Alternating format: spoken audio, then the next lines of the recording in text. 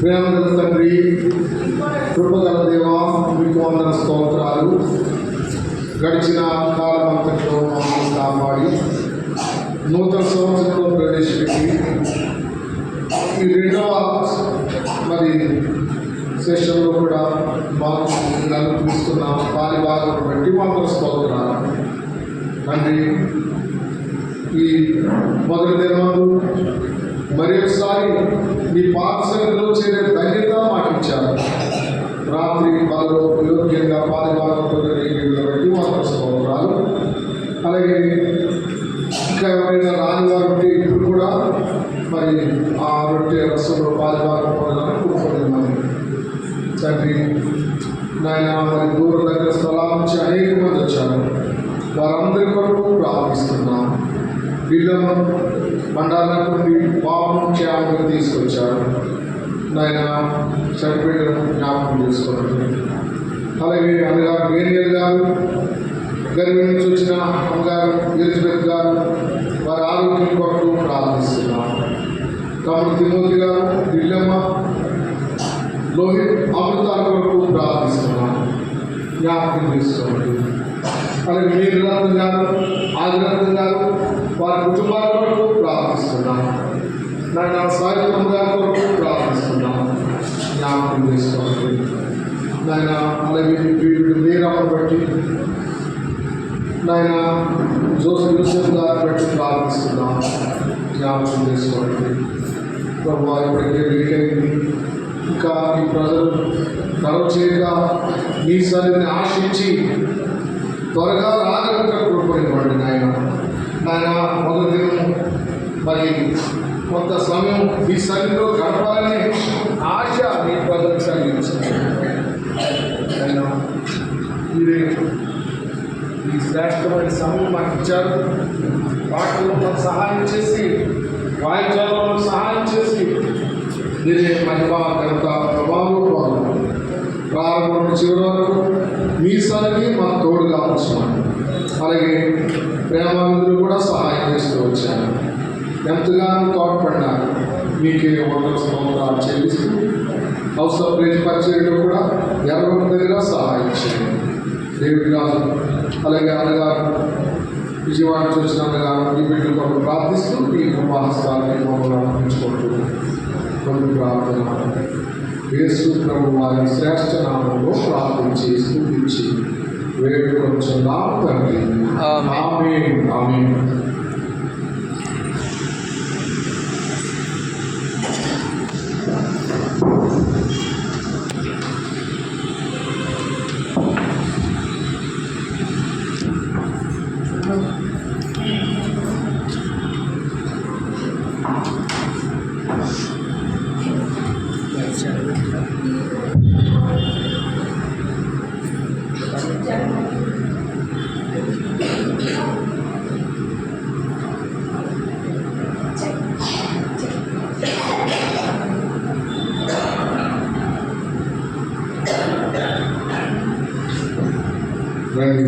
పాట పాడుతున్నాం.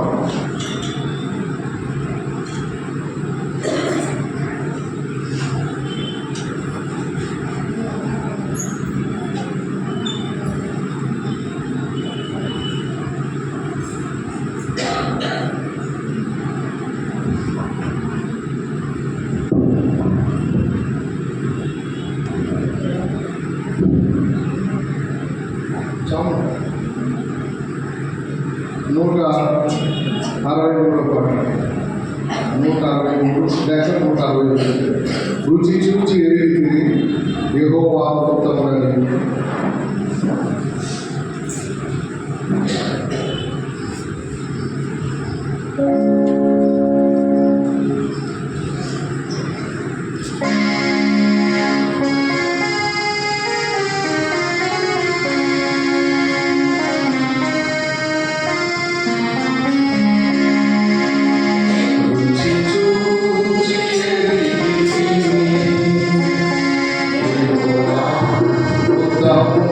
Thank you.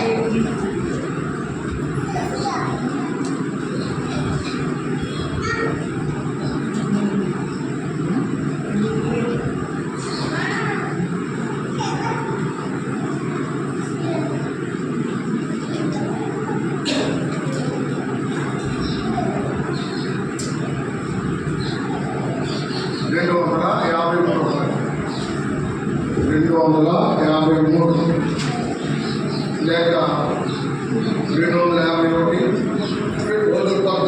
దేవుని స్తుతించాలని గత సంవత్సరం కాపాడి కీడు మంగళం చేయాలను కోటి కీడుల నుండి కాపాడినట్టు మహాదేవుని స్తుతించాలని గత సంవత్సరం కాపాడాలి.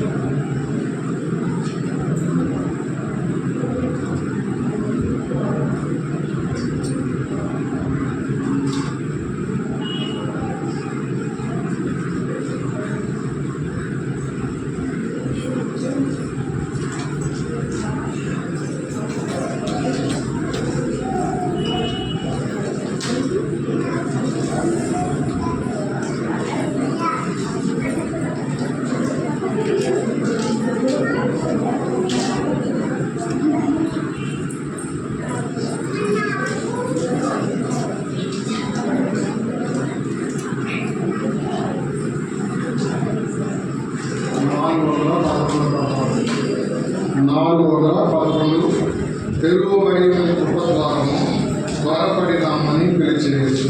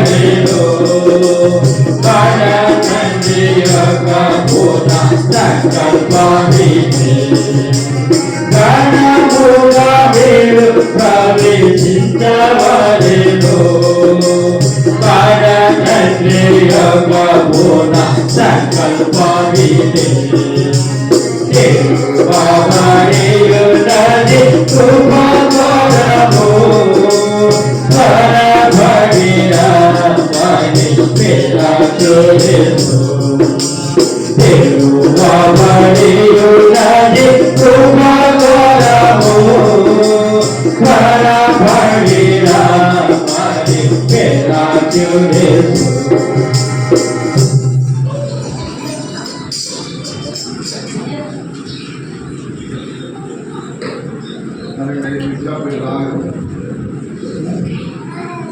మనం రాకపోయిన సమయం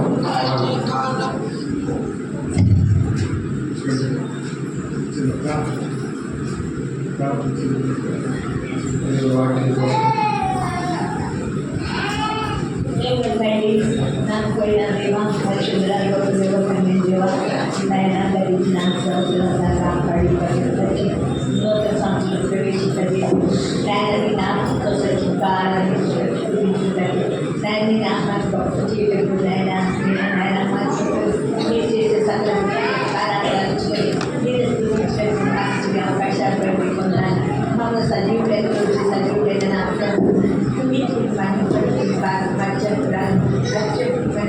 కూడా మమ్మల్ని సొంతగా చేసుకున్నారు.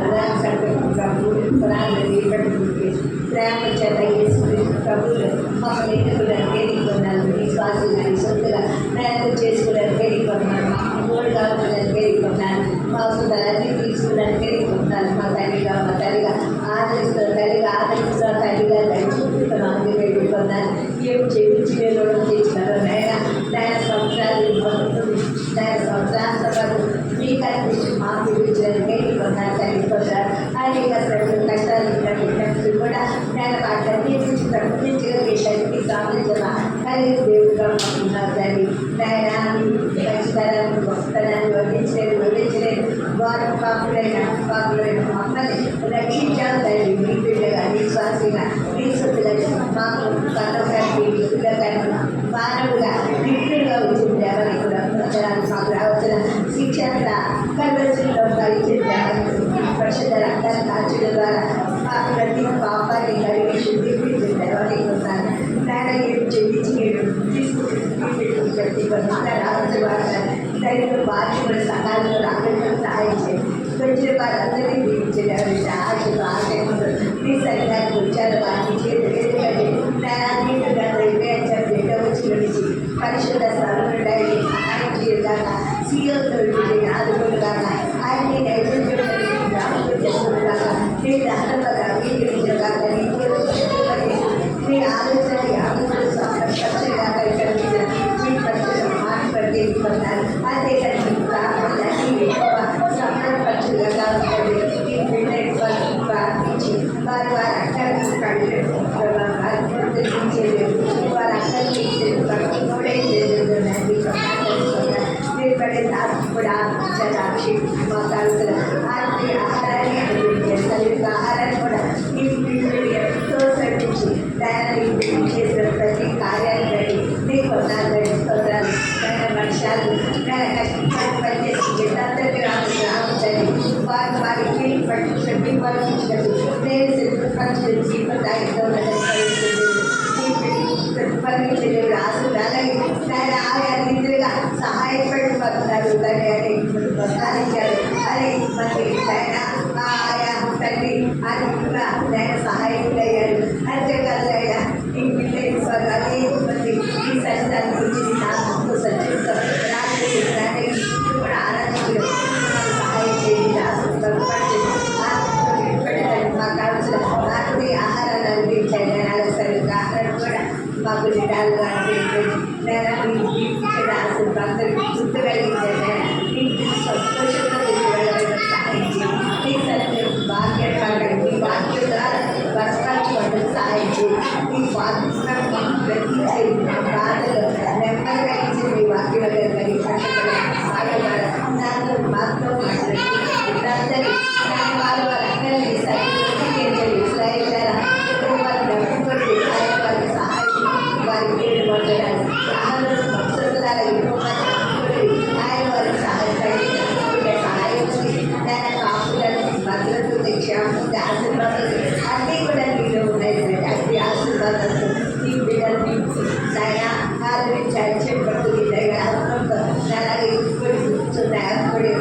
సహాయం చేయండి. నాయన అలాగే బిడ్డలు సరే కూడా వాడి ఇస్తానని నాకు తెలుసుకున్నాను. నేను జనరల్ కార్యక్రమంలో తెచ్చుకుని ప్రభావం తెచ్చుకొని ప్రభావం కోసం అది శ్రేష్టమైన వేడి వచ్చిన తండ్రి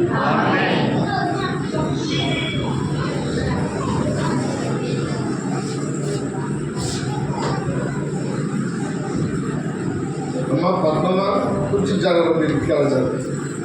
మీనా మీరు ఇంకెలా జరగదు, ఇంకెలా జరగదు. ఎందుకంటే మీకే వచ్చే వాళ్ళందరూ మిమ్మల్ని రెస్టారెంట్ చేస్తారు. ఓకే, మంచిదండి. మీ అందరికీ కూడా నూతన సంవత్సర శుభాకాంక్షలు తెలియజేస్తారు. మీరు కూడా తెలియజేస్తున్నారా? ఓకే, వందనాలు. దేవుని బిడ్డారా, మరి మొదటి 2025వ సంవత్సరం 2025వ సంవత్సరం మొట్టమొదటి దినాన్ని రెండవసారి కూడా మనం దేవుని సన్నిధికి రావడం జరిగింది. ఎందుకంటే మరి దేవుని మందిరంలో ఒక్క దినం గడుపుట 1000 దినం కంటే శ్రేష్టం. దేవుని మంచి అవకాశాన్ని మనకి ఇచ్చారు.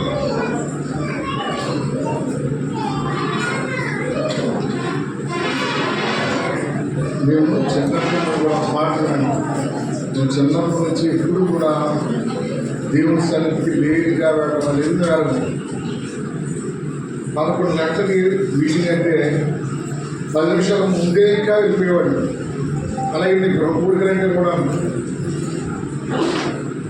దేవుని ఉండాలా, దేవుని సన్నిధికి ఆశ కలిగి ఉండాలి. పనులు ఉంటాయి, నిద్ర ఉండదు. రాత్రి చాలా నిద్ర లేదు మనకి.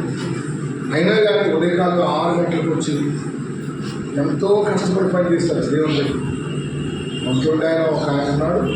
అయితే ఆయన సహకరించిన వాడు మాత్రం దాదాపు ఒక 10-15 మంది పనిచేస్తారు కానీ అవ్వలేదు. మీరేమో 12కి రాత్రిగా నిద్రపోయి లేచి నెమ్మదిగా వెళ్దాలి అంటూ వచ్చారు. దేవుని బిడ్డల శ్రద్ధగా ఉండడం చాలా అవసరం. శ్రద్ధగా ఉండడం చాలా అవసరం. ఏమో వచ్చేవా? కాబట్టి మరి ఈ దినము మొట్టమొదటి దినము కొద్ది విషయాలు మీతో పంచుకొని నేను సమయాన్ని త్వరగానే ముగిస్తాం. ఎందుకంటే రాత్రి నిద్ర లేదు, తర్వాత ఏమో వంటలు ఉండి అలసిపోయారు. దేవుడు పెట్టు ఎంతో ప్రయాసపడ్డారు. వారందరూ కూడా మనం కృతజ్ఞులమై ఉండాలి. అలాగే అనేక మంది గుర్తులు సహకరిస్తూ వచ్చారు.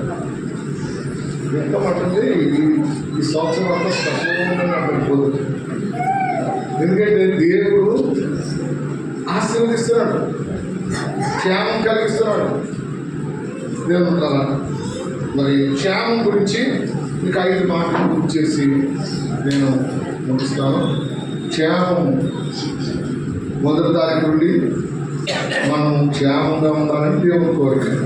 అలా క్షేమంగా ఉండాలంటే ఏం చేయాలి? రండి.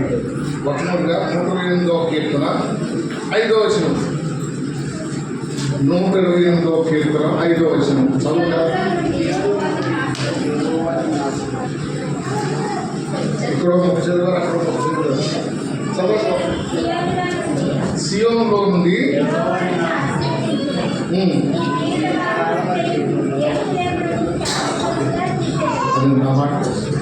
మీ జీవితకాలం అంతేదు యెరూషలేమునకు క్షేమం కలుగుట చూచెదవు. యెరూషలేముగా దేవుని. మరి దేవుని ఇంటికి క్షేమం అంటే అర్థం దేవుని బిడ్డలకు క్షేమమని, దేవునిలో నివసించే వారికి క్షేమమని. దేవుడు బిడ్డలా మరి పనుల వల్ల కానీ కార్యాల వల్ల కానీ మీరు దేవుని సరిని విడిచిపెట్టండి. ఈ నూతన సంవత్సరం తీర్మానం చేసుకోవాలి. చెప్తాం, తీర్మానం చేసుకున్న వారు కూడా ఉన్నారు. కాబట్టి నీ జీవితకాలం అంతయు యెరూషలేమునకు క్షేమము కలుగుట చూచెదవు కదా. రండి. ఇర్మియా గ్రంథం 8వ అధ్యాయం 15వ వచనం. ఇర్మియా గ్రంథం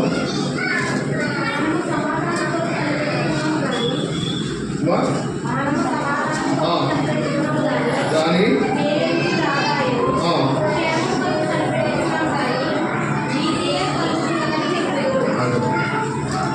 ఎందుకని చూడండి, యోగు చెప్తున్నాడు 21వ అధ్యాయం 16వ వచనం. యోగు గ్రంథం 21వ అధ్యాయం. చాలా వారి క్షేమము. మనం క్షేమంగా ఉండాలంటే మనం ఎంత చేసినా మన చేతిలో లేదు. ఎవరి చేతిలో ఉన్నది? దేవుని చేతిలో. అందుకనే యెరూషలేమా, నీవు యెరూషలేము యొక్క క్షేమం కొరకు ప్రార్థన చేయండి. నీ జీవిత కాలం అంతా యెరూషలేమునకు క్షేమం కలుగు చూశారు. క్షేమనగా శాంతి, సమాధానం, నెమ్మది, బాగు, మేలు, సుఖము, లాభం, ఉపకారం, సంతోషం, ఆనందం ఇవన్నీ కూడా పర్యాయ పదాలు. కాబట్టి క్షేమం మనకు దేవుడు ఇవ్వాలంటే, క్షేమం కలుగు చేయాలంటే మనం ఏం చేయాలి? క్లుప్తంగా 5 విషయాలు మనం చూద్దాం. మరి రండి. మొట్టమొదటిగా 86వ కీర్తన 3వ వచనం చూడండి. 86వ కీర్తన 3వ వచనం.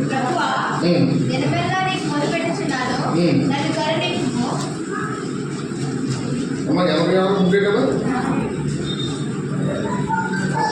యెహోవా నా మొరను, నా విన్నపములను ఆలకించి ఉన్నాడని చూడండి. నా జీవిత కాలానికి నేను ఆయనకు మొరపెట్టును. నా ప్రాణమా యెహోవా నీకు క్షేమము కలుగజేసి ఉన్నాడు. ఎంతమ్మా? అదేనా? 86 3వ వచనం.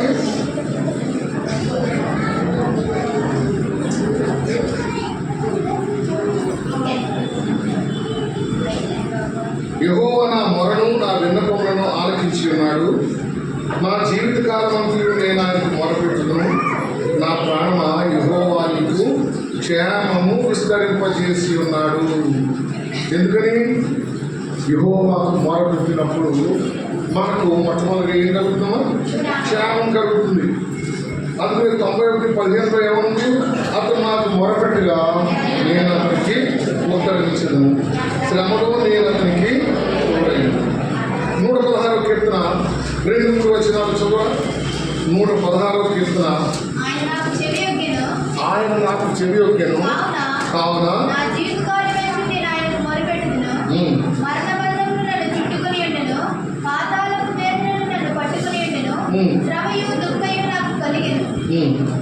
కాబట్టి 7వ వచనం చదువు. అందులో 7వ వచనం.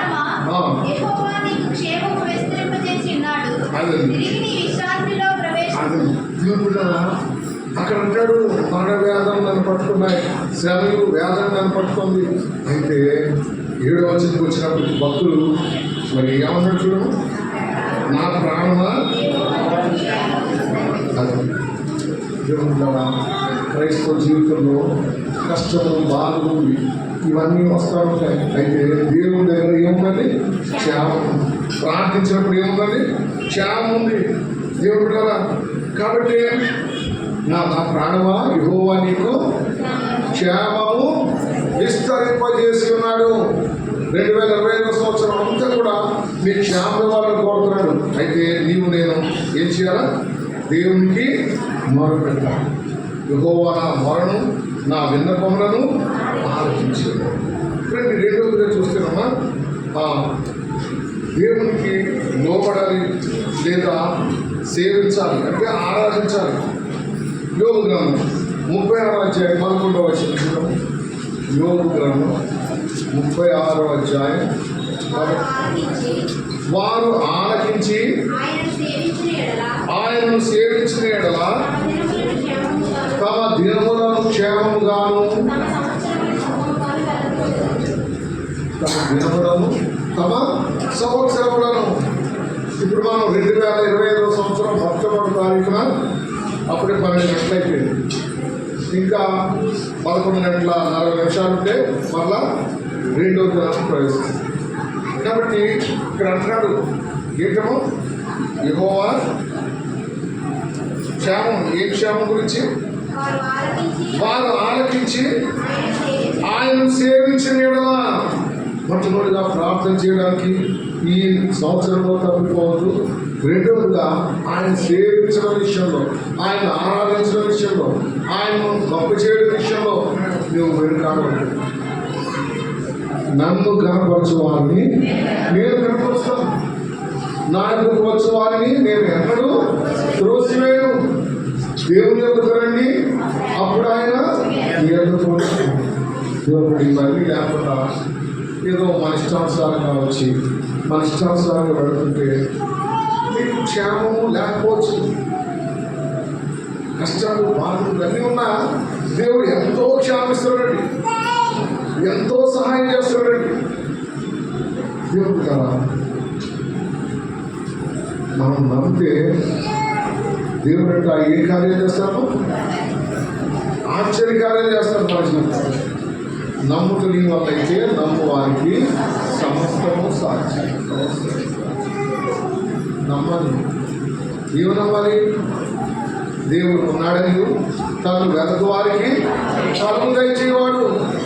ఆయన ఎదుకు వచ్చే వారి ఏం చేస్తాడు? ఆయన ఫలమిస్తాడు, ప్రతిఫలమిస్తాడు. ఈ సోదరుడు ఎంతో శ్రమ పడ్డాడు. వైభవం గురించి అంటున్నారు. ఆయన వంటుండే రామ్మోహన్ రావు, మోహన్ రావు గారు వైభవం ఏం కనపడదు, కానీ చక్కగా కష్టపడి పనిచేస్తారు. దేవుడు కదా. కాబట్టి ఈ క్షేమం విస్తరణ చేయాలంటే నీవు ఆలకించి ఆయనను సేవించేయాలి. దేవుని మాటలు ఆలకించాలి, దేవుణ్ణి ఎల్లప్పుడూ సేవించాలి. అదే కదా మనం చూసాం గత కాలం 34వ కీర్తనలో నేను ఎల్లప్పుడూ యెహోవాను సమర్పించదును, నిత్యము ఆయన కీర్తి నా నోట్లో ఏమో ఉంటాయి, ఎన్నో కార్యాలు ఉంటాయి, ఎన్నో మాటలు ఉంటాయి. అయితే దేవుడిని కీర్తించేది లేదు. దేవుడు కదా ప్రతి ఆదివారం కాదు, ప్రతి దినము ఆయన మనం కీర్తించాలి. ప్రతి సమయంలో ఆయన మనం కీర్తించాలి. వచ్చేవాళ్ళని చెప్తున్నాం, రాత్రి కూడా మీరు జ్ఞాపకం చేశారు. ఎందుకు ఆయన స్తుతించాలంటే ఆయనే మనల్ని పుట్టించారు, మనం ఆయన ప్రజలను, ఆయన పేరు ఆయన మనం పుట్టించినందుకు ఆయన మొట్టమొదటిగా స్తుతించాలి. కాబట్టి దేవుడు కదా మీరు ఆలకించి ఆయన సేవించిన తమ దినములను క్షేమంగాను తమ సంవత్సరములను శుభముగాను ఆయన ప్రేమించడం, ఆయన సేవించడం, ఆయన ఆజ్ఞలు కైకోవడం, ఇవన్నీ కూడా క్రైస్తవ జీవితంలో అవసరంగా ఉన్నాయి. రండి 3వదిగా 37వ కీర్తన 11వ వచనం. ఏం చూస్తున్నాం మనం? మొట్టమొదటి జ్ఞాపకం పెట్టుకోవాలి, క్షేమం గురించి వస్తాం. ప్రార్థిస్తే క్షేమం ఉంటుంది, ఆయన సేవించిన వారికి ఆరాధించే వారికి క్షేమం ఉంటుంది. 3వదిగా 37వ కీర్తన 11వ వచనం. దీనులు భూమిని స్వతంత్రించుకుందురు. సూపర్ రేటు బహుక్షేమము కలిగి సుఖించదు. యోగైతే అంటాడు నాకు నెమ్మది లేదు, సుఖం లేదు, ఇంకా శ్రమయే నాకు సంభవించుంది. అయితే ఎవరికి క్షేమం? దీనులు భూమిని స్వతంత్రించుకుందురు, బహుక్షేమం కలిగి సుఖించదు. చెబుతారా యెహోవా నేను దీనుడను దరిద్రుడను, చెవియొగ్గి నాకు ఉత్తరమేమో అని ప్రార్థిస్తారు. ఎవరండి? దావీదు. యెహోవా నేను దీనుడను, ఆయన దీనుడు దరిద్రుడ రాజండి, గొప్ప రాజు, 40 సంవత్సరాలు పరిపాలించిన వాడు. అయినా కానీ ఆయన ఎందుకు చెప్తాడంటే తను తాను తగ్గించుకోడు. తను తాను తగ్గించుకునేవాడు ఏం చేయబడతాడు? హెచ్చించబడతాడు.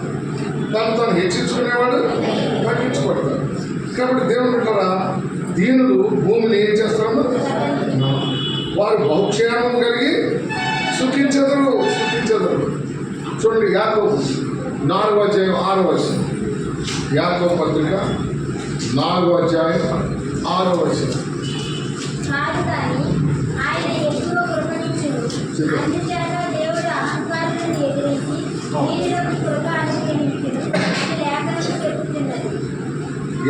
ఆయన కాదు కానీ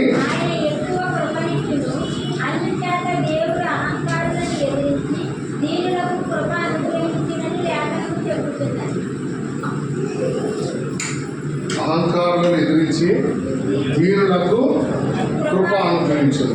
కాబట్టి పేతురు భక్తుడు అంటాడు, చూడండి, పేతురు 5:5 పేతురు 5:5 చిన్నలారా, మీరు పెద్దలకు లోబడి ఉండి, మీరందరూ ఎదుటివారిని దీనమనస్సులకు వస్త్రము ధరించుకొని, మిమ్మును ఏంటమ్మా అలంకరించుకొని ఎదిరించి, మీరు దేవుని ఎదుట ఏ వస్త్రం అంట?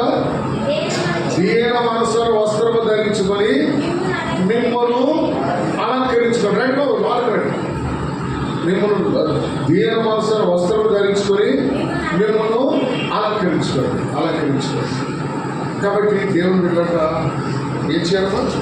దీనుడుగా ఉండాలండి. దీనుడు ఏం చేస్తారమ్మా? భూమిని స్వతంత్రించుకుంటారు, బహుక్షేమం కలిగి సుఖించదు. అంటే ఏంటమ్మా భూమిని స్వతంత్రించుకోవడం అంటే? వారు ఏ లోటు లేకుండా జీవిస్తారు. అందుకే కదా బహుక్షేమం కలిగి సుఖించదు. ఎప్పుడు? దీనుడుగా ఉన్నప్పుడు. మన యేసు ప్రభు వారు అంటాడు, నేను సాత్వికులను దీన మనసు గలవాడను కనుక మీ మీద నా కాడి ఎత్తుకొని నా యొక్క నేర్చుకోండి. క్రైస్తవ జీవితంలో, విశ్వాస జీవితంలో ఎవరు దీనులుగా, ఎవరు మరి తగ్గించుకున్న వారు ఉంటారో వారు దేవుని బిడ్డలు కావాలి.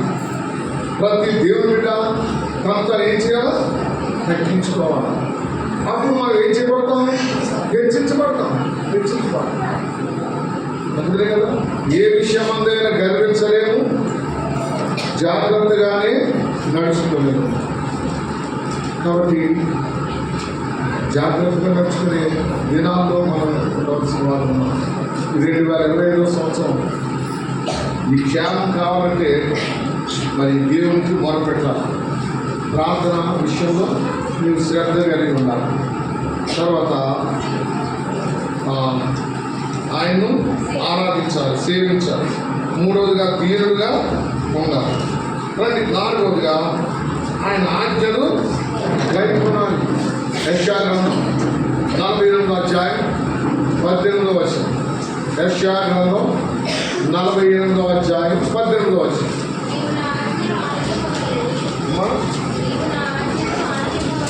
నీవు నా ఆజ్ఞను ఆలకింపవలనని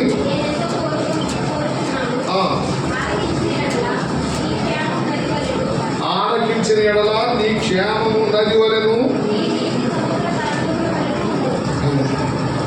ఏంటమ్మా? దేవుని ఆజ్ఞలు గైకొన్నప్పుడు, అనుసరించినప్పుడు మన క్షేమం ఎలా ఉంటుందో నదివలెను. తర్వాత మీ నీటి సముద్ర తరంగం వల్ల ఉంటుంది. ఎప్పుడండి? దేవుని ఆజ్ఞలు మనము గైకొనే వారంగా ఉండాలి. ఎన్ని ఆజ్ఞలు ఉన్నాయి బైబిల్? ఎన్ని ఆజ్ఞలు? 10 ఆజ్ఞలు మోషే ద్వారా ఇవ్వబడింది. అయితే యేసు ప్రభు వారు వచ్చి దాన్ని 2 ఆజ్ఞలుగా. ఒకటేంటి? నిన్ను వలె నీ పొరుగు వారిని ప్రేమించు. మొట్టమొదటిగా నీ పూర్ణ హృదయంతో, నీ పూర్ణ ఆత్మతో, నీ పూర్ణ దేహంతో నీ దేవుడైన ప్రభువును ప్రేమించు. తర్వాత నిన్ను వలె నీ పొరుగు వారిని. ప్రేమ దేవుని మూలంగా కలిగి, దేవుడు ప్రేమ స్వరూపి. కాబట్టి దేవుడు బిడ్డారా, నూతనంగా వచ్చిన బిడ్డారా, మీరు దేవుడిని ప్రేమించేవారైతే దేవుడు మిమ్మల్ని తప్పగా ప్రేమిస్తాడు. దేవుని యొద్దకు మీరు వస్తే మీ యొద్దకు తప్పకుండా దేవుడు వస్తాడు. అయితే ఎలా రావాలి? మనం దీన మనసుతో రావాలి, తగ్గింపుతో రావాలి, విరిగి నలిగిన హృదయంతో రావాలి. విరిగి నలిగిన మనసే దేవునికి ఇష్టమైన పని. విరిగి నలిగిన హృదయంలో నీవు అలక్ష్యం చేయవు. ఎవడు దీనుడై నా మాట విని వణకుచుండును వారినే నేను దృష్టించును. కాబట్టి ఈ మొదటి తారీఖు 2వ సమయంలో వ్యక్తిగా మనము ఆజ్ఞలు గైకుల వారు ఉన్నాం. చూడమ్మా 2వ రాజు 18వ అధ్యాయం 6-7 వచనాలు. 2వ రాజు 18వ అధ్యాయం. ఆయన వెంబడించుటతో వెనక్కి తీయగా, ఆయన మోషేకు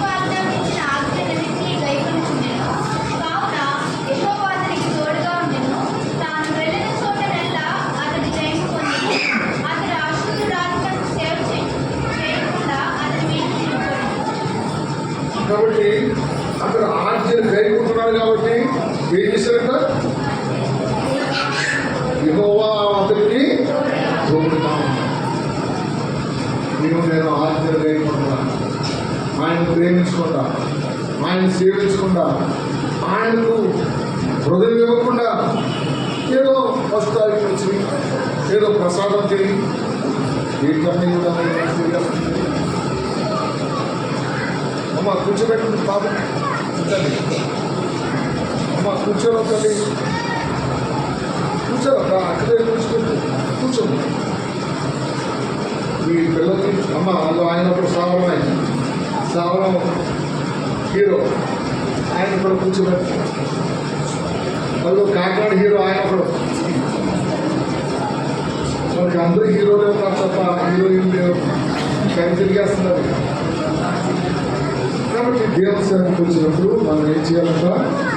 పిల్లల్ని ఎత్తుకుని వచ్చాలి, తల్లిదండ్రులే దగ్గర పెట్టుకోవాలంట. కానీ పిల్లల్ని సాధారణంగా అమ్మమ్మలు తాతయ్యలు వీళ్ళ దగ్గర ఉంటారు కాదు, తల్లిదండ్రుల దగ్గరే ఉంటారు పిల్లలు. వాడికే వాడి మాటే వింటారు, వాడినే బుద్ధిస్తారు. ముఖ్యంగా దేవుని సన్నిధికి వచ్చినప్పుడు మరీ ముఖ్యంగా మరి అలా చేయండి. ఇతర చోటుకి వెళ్ళినప్పుడు మీరు పేరెంట్ వాళ్ళు పెళ్లి వాళ్ళకి తీసుకెళ్ళండి. కానీ దేవుని మందిరానికి వచ్చినప్పుడు తల్లిదండ్రులే ఆ బాధ్యత వహించాలి. ఎందుకంటే నీవు దేవుని మందిరంలోకి పోయినప్పుడు నీ ప్రవర్తన జాగ్రత్తగా చూసుకోను. బుద్ధిహీనులు అర్పించినట్టుగా బలి అర్పించడం కంటే సమీపించి ఆలకించుట శ్రేష్టము. కాబట్టి దేవుని ద్వారా ఇక్కడ ఆజ్ఞలు గైకొనాలి. చూడ మత్తయి సువార్త 19:17. మత్తయి సువార్త 19:17. అందుకు ఆయన, మంచి కార్యముల గురించి నన్నెందుకు అడుగుచున్నావు? మంచివాడొక్కడే, నీవు జీవములో ప్రవేశింపగోరిన యెడల ఆజ్ఞలు గైకొనుమని చెప్పెను. అదే ఎక్కడ ప్రవేశించాలమ్మా? నీవు జీవములో ప్రవేశించిన యెడల ఆజ్ఞలు గైకొను. ఏంటా జీవం? నేనే మార్గం సత్యం జీవం అనెను, వేరొక మార్గం లేదానెను. నేనే మార్గం సత్యం జీవం అనెను, వేరొక మార్గం లేదానెను. సాతాను తాళను చేతుగా కొట్టెను, మరణించి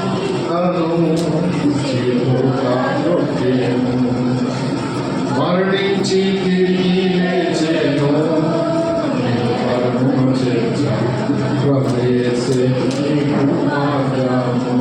నేను మరమును చేర్చా అంటే జీవమునకు చేర్చడానికి.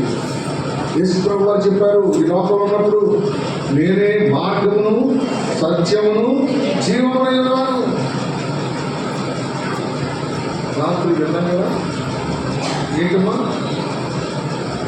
మీరు మీ అపరాధముల చేతను పాపముల చేతను చచ్చిన వారై ఉండగా.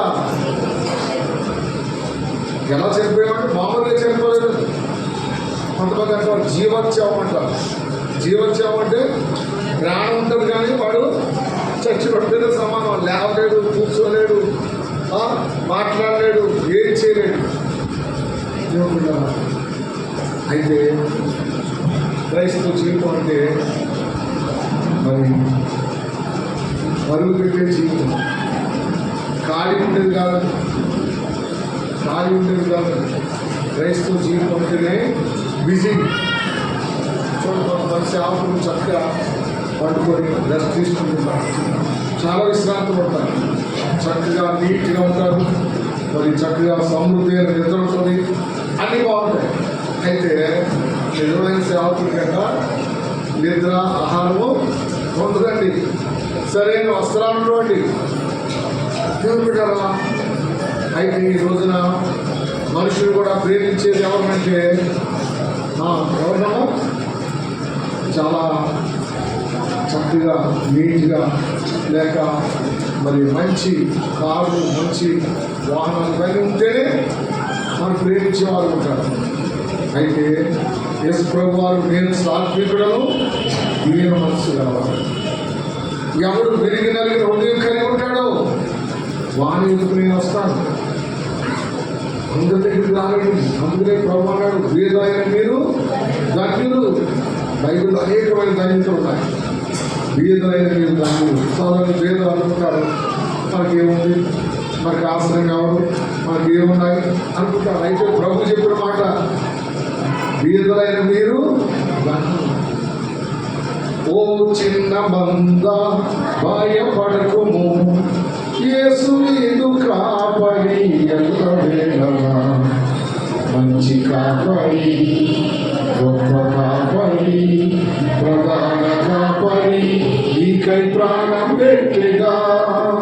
మంచి కాపరి, గొప్ప కాపరి, ప్రధాన కాపరి, నీకై ప్రాణం పెట్టిగా. ఓ చిన్న మంద భయపడకుము, యేసు నీదు కాపరి ఎల్లవేళలా. ఎవరు? యేసు నీదు కాపరి. చెప్తారు యెహోవా నా కాపరి, నాకు దేవుడు కాదు. ఆయన కాపరిగా ఉంటే నీకు లేదు కలదు. నీకు మంచి ఆహారం ఉంటుంది, మంచి వస్త్రాలు ఉంటాయి, మంచి పరిస్థితి ఉంటుంది. అదే చెప్తున్నాడు, పచ్చి గల చోట్ల ఆయన నన్ను, శాంతికరమైన జలముల యొక్క ఆయన నన్ను. ఏంటి శాంతికరమైన జలము? వాక్యం. వాక్యం అండి దేవుని బిడ్డలా. మరి వాక్యం లేకుండా మన జీవితంలో ఏమనకూడదు. కాబట్టి ఆయన ఆజ్ఞలు అంటే అర్థం ఆయన వాక్యం. తిరుమల లేవికాండం 26వ అధ్యాయం, లేవికాండం 26వ అధ్యాయం 3 నుంచి 6 వచనాలు చదువుతారా? మీరు నా కట్టడలను బట్టి నడుచుకొని నా ఆజ్ఞలను ఆచరించి వాటిని అనుసరించి ప్రవర్తించిన యెడల మీ వర్షాకాలములో మీకు వర్షమిచ్చెదను. మీ భూమి పంటలు విత్తును, మీ ఫలముల చెట్లు ఫలించును, మీ ద్రాక్ష పంట కాలం వరకు మీ నూనె సాగుతుండును. మీరు తృప్తిగా పుట్టించి మీ దేశములో నిర్భయముగా నివసించెదరు. ఆ దేశంలో నేను మీకు క్షేమము అదే ఆ దేశంలో నేను మీకు క్షేమము కలుగజేస్తాను. మీరు పండుకున్నప్పుడు ఎవడను మిమ్మల్ని భయపడతాడు. ఆ దేశంలో దుష్టములు లేకుండా చేస్తుంది. మీ దేశంలో మీకు ఖడ్గము రాదు. ఆ దేశంలో నేను మీకు క్షేమము కలుగజేస్తున్నాను. ఈ లోకంలో క్షేమం లేదు, మంచి లేదు, యథార్థత లేదు, లోబడే తత్వం లేదు. ఎంత మేలు చేసినా దేవుడు చేసిన మేలు మనం ఏం చేస్తున్నాం? మర్చిపోయేవాళ్ళు. దేవుడు అలాగే మర్చిపోవద్దండి. అందుకనే నాకు చెప్తున్నట్టే నా ప్రాణమా యెహోవాను సమర్పించుకో, ఆయన చేసిన ఉపకారంలో నేను ఉదాహరణ చేశాను. మర్చిపోతున్నాను. రండి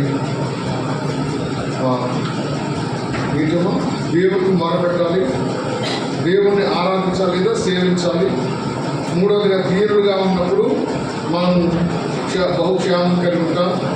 ఆజ్ఞలు గైకొన్నప్పుడు మనం ఏం కలిగి ఉంటాం? క్షేమం కలిగి ఉంటాం. చూడమ్మా, దేవుని యొక్క భయభక్తులు కలిగి ఉండాలి. ప్రసంగి 8వ అధ్యాయం 12-13 వచనాలు.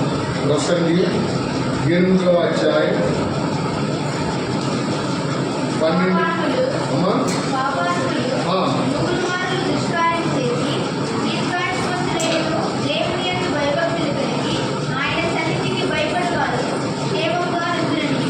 భక్తిహీనులు దేవుని సన్నిధికి భయపడుదురు కనుక వారికి క్షేమము కలుగునని. వారి నీడ వంటి దీర్ఘాయువు పొందకపోవదని నేను ఎరుగుదును. చాలా ప్రాముఖ్యమైన మాట్లాడి ఒకసారి అందరూ చదవండి. 12-13 వచనాలు. పాపాత్ములు 100 మార్లు దుష్కార్యం చేసి దీర్ఘాయుష్మంతులైనను దేవుని యందు భయభక్తులు కలిగి ఆయన సన్నిధికి భయపడేవారు క్షేమంగా ఉండరు. తర్వాత భక్తిహీనులు దేవుని సన్నిధికి భయపడరు కనుక వారికి క్షేమము కలుగుదని వారు నీడ వంటి దీర్ఘాయువు పొందుతున్నది నేను. కాబట్టి భక్తిహీనులు ఏముందమ్మా? క్షేమము కలిగి ఉంటారు. భయభక్తులు కలిగి ఉంటే క్షేమం కలిగి ఉంటారు. అందుకు 23:6 అంటాడు కీర్తన 23:6 దావీదు ఏమంటాడు? నేను బ్రతుకుదేవులన్నీ కృపా క్షేమములే నా వెంట వచ్చును చిరకాలము యెహోవా మందిరంలో. కాబట్టి మొట్టమొదటిగా మందిరం విషయం చూశాను. ఏంటమ్మా? నీ జీవితకాలం అంతయు యెరూషలేమునకు క్షేమపడతాడు. యెరూషలేము అంటే దేవుని మందిరము, దేవుని ఇల్లు పూర్తిగా. చివరిగా మరి దానితో మాట కూడా జ్ఞాపకం చేసుకుంటే ఏముందమ్మా? 23:6 నేను బ్రతుకు దినములన్నీ 2025 సంవత్సరం 26 సంవత్సరమే కాదు, నేను బ్రతుకు దినములన్నీ కృపాక్షేమం లేదా అలా రావాలంటే దేవుని ద్వారా నేను దేవుని హత్తుకొని ఉండాలి. చూడమ్మ రూతు గ్రంథం 1:16 రూతు గ్రంథం 1:16 త్వరగా రూతు 1:16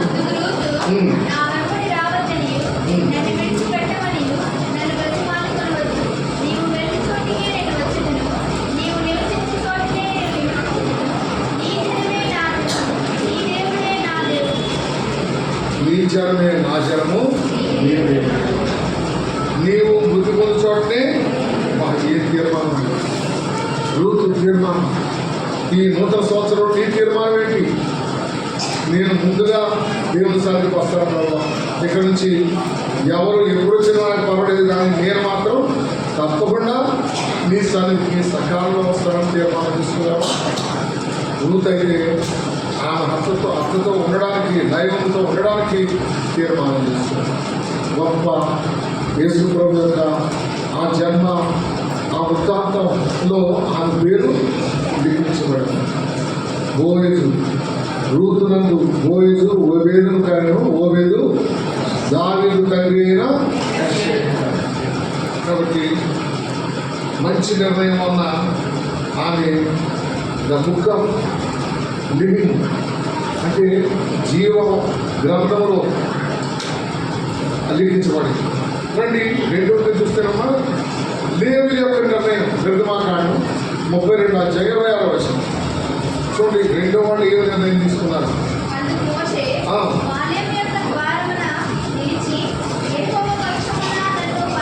యెహోవా పక్షమున ఉన్నవారు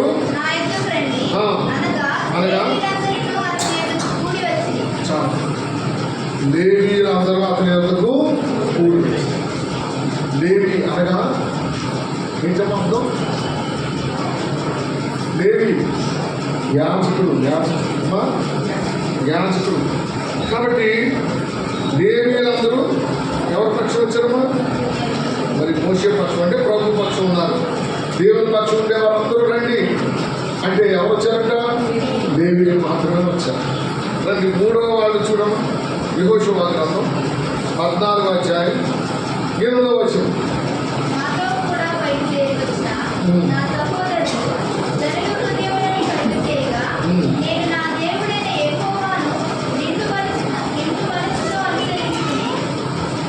నేను నా దేవుడైన యెహోవాను. ఈ నూతన సంవత్సరంలో రూతు వలె తీర్మానం చేసుకో, లేవీయుల వలె ప్రభుని హత్తుకుని. మూడవదిగా కాలేబు నిండు మనసుతో ప్రభుని అనుసరించాలని కోరాడు. ఆయనతో వచ్చిన వాళ్ళందరూ కూడా ఏ సమాచారం చెప్పారు? చెడ్డ సమాచారం తీసుకొస్తే మరి యెహోషువ ఎవరమ్మా? కాలేబు మంచి నిండు హృదయంతో మరి ఆయన ప్రభుని అనుసరించి మరి అక్కడ సమాచారం తీసుకొచ్చారు. రండి నాలుగోదిగా చూస్తారమ్మా ఆశా నిర్ణయం. 2వ దినవృత్తాంతములు 15:12. 2వ దినవృత్తాంతములు 15:12.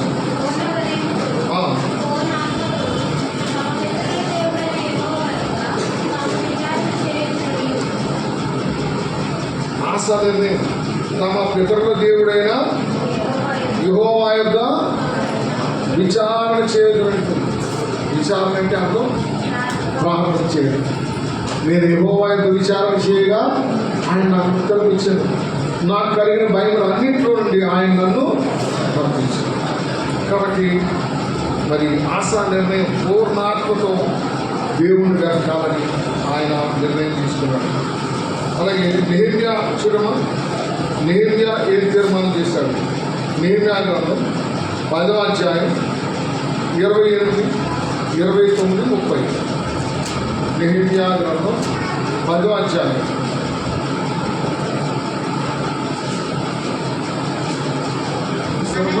అమ్మా దేవుని ధర్మశాస్త్రములకు విధేయులైనట్లు దేశస్థులలో ఉండకుండా తమను తాము వేరుపరచుకున్న యాజకులు, లేవీయులు, కారపారులు, గాయకులు, నేతనీయులు అందరూ దేవుని దాసుడైన మోషే ద్వారా నియమించబడిన దేవుని ధర్మశాస్త్రమును అనుసరించి నడుచుకొనుచు మన ప్రభువైన యెహోవా నిబంధనలను కట్టడలను ఆచరించుమని శపథము పూని ప్రమాణము చేయుటకు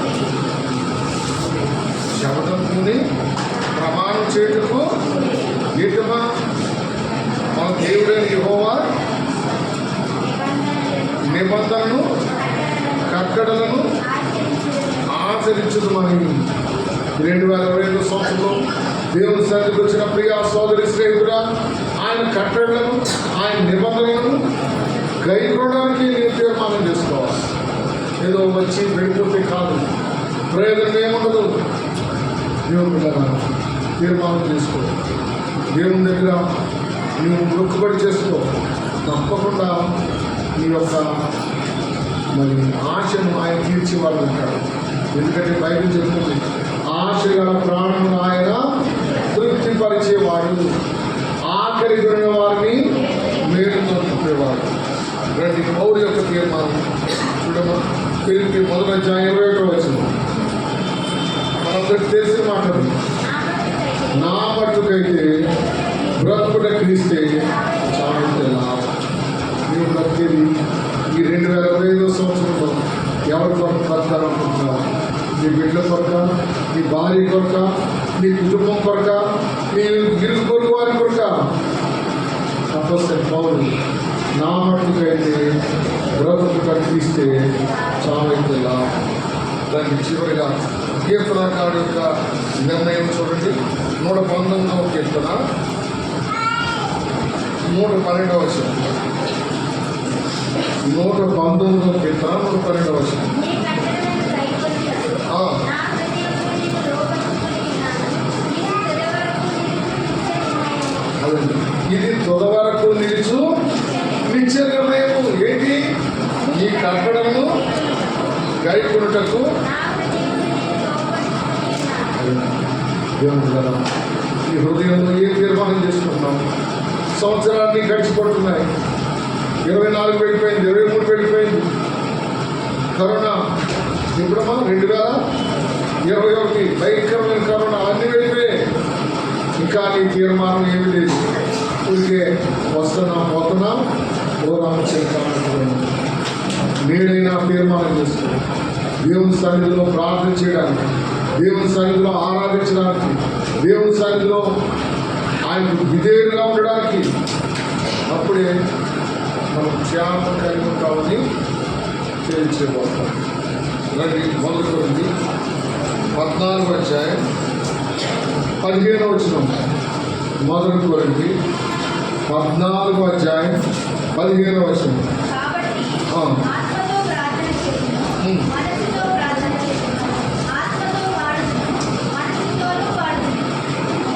కాబట్టి దేవుడు శరీరంగా మరి ఏమి మనం చేయాలి? దానిలో సౌలు యొక్క తీర్మానం, ఆత్మతో ప్రార్థన చేస్తాను, ఆత్మతో ఆడతాను.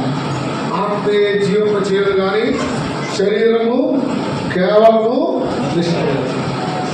శరీర క్రియలు కొరకే ప్రయాసపడద్దు, ఆశపడద్దు. ఆత్మ క్రియల కొరకే ప్రయాసపడదాం, ఆత్మ కార్యాల కొరకే ప్రయాసపడదాం. ఆత్మీయంగా జీవించడానికి తీర్మానం చేస్తున్నాం. నీ జన్మే నా జన్ము నీ దేవుడే నా దేవుడు, నీవు మృతి పొందు చోటనే అలా చేసుకుంది కాబట్టి గొప్ప ఆశీర్వాదం వేయగలుగుతుంది. ఈ రోజున నీ తీర్మానం ఏంటి? ఫస్ట్ తారీఖున దేవుని మందిరానికి వచ్చారు, ఫ్రెండ్స్ తీసుకొచ్చి ఉండొచ్చు, బంధువులు తీసుకొని వచ్చి ఉండొచ్చు, ఎవరైనా ఇరుగురు వారు రమ్మని పిలిస్తే వచ్చారు, మంచిది. అయితే తీర్మానం తీసుకో, యేసు ప్రభు అని నీ నోటితో ఒప్పుకొని దేవుడు ఆయన్ను మృతుల్లో నుండి లేపని విశ్వసిస్తే నువ్వు రక్షించబడతావు. విశ్వాసం ద్వారా కృపచేతని నీవు రక్షించబడతావు. రక్షించబడకుండా నువ్వు ఎన్ని చోట్లకు తిరిగినా ఏం చేసినా దేవుడు బిడ్డరా నువ్వేం పొందలేదు. రక్షించబడాలి. ఎలాగొస్తుందండి? ఆయన కృప ద్వారా, ఆయన మరణించడం ద్వారా మనకు రక్షణ వచ్చింది. నీ మరణమే నా జీవమాయే, నీ ప్రేమ గొప్పదెంతో. నీ మరణమే నా జీవమాయే, నీ ప్రేమ గొప్పదెంతో. అర్పించుచు నీ సిలువలోన చూపిన నీ ప్రేమదే మరణముంది సమాధి నుండి లేచితివి. మరణముంది సమాధి నుండి లేచితివి. ఇప్పుడు సండే స్కూల్ పిల్లలు కొన్ని ప్రార్థించిన తర్వాత విద్యాస వాచనాలు చెప్తారు, లేదా పాటలు పాడతారు. తర్వాత మీకు వాళ్ళ తీసుకునేవారు నేను అక్కడ ఉంటాను, మీరు వచ్చి తీసుకోవాలి. అలాగే చివరిగా పాట పాడతాం. పాట పాడినప్పుడు రాత్రి వాగ్దానం తీసుకొని వారు మాత్రమే వాగ్దానం తీసుకోవాలి. తగ్గిన వారు రాక్కర్లేదు, ఈ చోట్లే మీరు నిలబడవచ్చు. చివరిగా నిలబడి పాడతాం. రాత్రి తీసుకున్న వారు వాగ్దానం తీసుకోవాలి. తర్వాత మొట్టమొదటి ఇప్పుడు సండే స్కూల్ పిల్లలు కొన్ని పాటలు పాడి మాట్లాడుతారు. పాడతారా? రండి తీసి పాట